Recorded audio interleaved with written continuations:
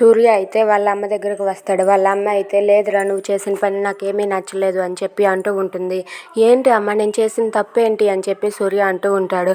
ఆ కుట్టిని విడిపించారు, ఆ కుట్టిని బెయిల్ మీద బయటికి తీసుకురావడం నాకు అస్సలు నచ్చలేదు అని చెప్పి అంటూ ఉంటుంది. ఆ మాటలకు సూర్యబాబు అయితే కుట్టి ఏం చేసిందమ్మా, కుట్టి తప్పు చేయలేదు, తను నిర్దోషి అని చెప్పి అంటూ ఉంటాడు. ఆ మాటలకు వాళ్ళ అమ్మ అయితే అయినా ముందు నా మాట కాదని మీరు వెళ్ళిపోయారు, అదే మీరు చేసిన తప్పు, అయినా కుట్టిని విడిపించి మీరు చాలా పెద్ద తప్పు చేశారా అని చెప్పి అంటూ ఉంటుంది. ఆ మాటలకు సూర్యబాబు అయితే ఇలా అంటాడు, ఇవన్నీ తేల్చడానికే రేపు నాన్న వస్తున్నారమ్మా అని చెప్పి అంటాడు.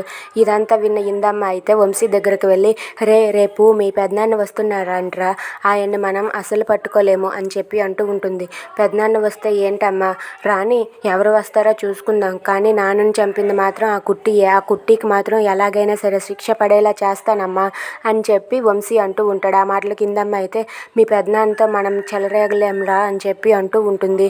అవసరమైతే పెదనాన్నే చంపేస్తానమ్మా అని చెప్పి వంశీ అంటాడు. Thanks for watching friends, please subscribe.